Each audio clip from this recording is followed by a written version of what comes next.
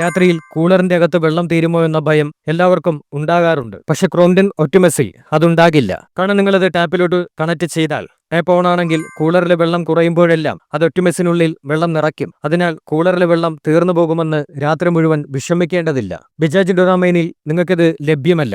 രണ്ടാമത്തെ ഫീച്ചേഴ്സ് ആണ് auto drain technology. കൂളറിലെ വെള്ളം മലിനമായാൽ മാറ്റണം. അതിന് നിങ്ങൾക്ക് വെറും ഒരു സ്വിച്ച് ഓൺ ചെയ്താൽ മതിയാകും. വെള്ളം താനെ തന്നെ ഡ്രെയിൻ ചെയ്യും. അതിനാൽ ഇത് ശരിക്കും യൂസ്ഫുൾ ആയ ഒരു ഫീച്ചറാണ്. ഈ രണ്ട് ഫീച്ചേഴ്സ് ലഭ്യമല്ലാത്തതിനാൽ ബജാജ് ഡുറാമൈൻ മോശം കൂളർ ആണോ? ഒരിക്കലുമല്ല. അതിന്റെ മോട്ടോർ 200 വാട്ട് ആണ്. പക്ഷെ അതിന്റെ എയർ ത്രോ വളരെ ശക്തമാണ്. കൂളറുകൾ രണ്ടും മികച്ചതാണ്. പക്ഷേ ഈ കൂളറുകൾ സത്യത്തിൽ പ്രവർത്തിപ്പിക്കാൻ പോകുന്നത് എപ്പോഴാണ്? പലരും പറയും, ഞാൻ ഈ കൂളർ വാങ്ങിയിട്ടുണ്ട്, പക്ഷെ റൂമിൽ തണുപ്പൊന്നും കിട്ടുന്നില്ലെന്ന്. എന്നാൽ ആയിരക്കണക്കിന് ആളുകൾ കൂളറിന്റെ തണുപ്പിൽ പുതച്ചുമൂടി ഉറങ്ങാറുണ്ട്. അത്ര തണുപ്പ് എങ്ങനെ കിട്ടുന്നു എന്നറിയാമോ? നിങ്ങൾക്ക് വേണ്ടത് ഒരു നല്ല വെന്റിലേഷൻ മാത്രമാണ്. നിങ്ങൾ ശരിയായി വെന്റിലേഷൻ ചെയ്തില്ലെങ്കിൽ ഏത് ബ്രാൻഡിന്റെ കൂളറായാലും തണുപ്പുണ്ടാകില്ല. അതുപോലെ നല്ല ബിൽഡ് ക്വാളിറ്റിയും വേണം. 100 ലിറ്റർ വെള്ളം കൂളറിനകത്ത് പോയാലും കൂളർ തകരരുത്, പൊട്ടിപ്പോകരുത്. വർഷങ്ങൾക്ക് ശേഷവും അവ നന്നായി വർക്ക് ചെയ്യണം. കാരണം 12,000-13,000 രൂപയ്ക്ക് എല്ലാ വർഷവും പുതിയ കൂളർ വാങ്ങാൻ നമുക്ക് കഴിയില്ല. അതുകൊണ്ടാണ് നമ്മൾ ബിൽഡ് ക്വാളിറ്റിയിൽ ശ്രദ്ധ കേന്ദ്രീകരിക്കേണ്ടത്. ബിൽഡ് ക്വാളിറ്റിയിൽ ബജാജും ക്രോംപ്ടണും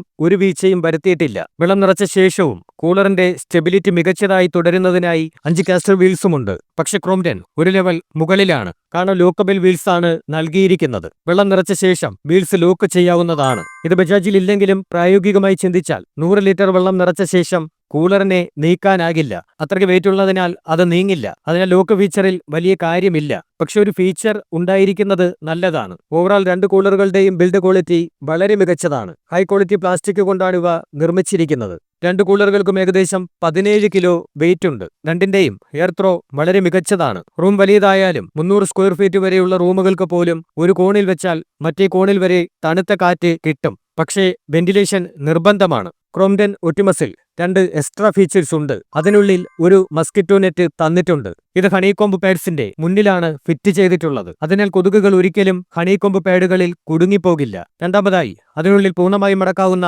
ഫ്രണ്ട് ലെയറുകൾ ഉണ്ട്. അതുകൊണ്ട് തന്നെ കൂളർ ഓഫ് ചെയ്താലും കൊതുകുകൾക്ക് അകത്ത് പ്രവേശിക്കാനാകില്ല. ഇവ ബജാജിലില്ല.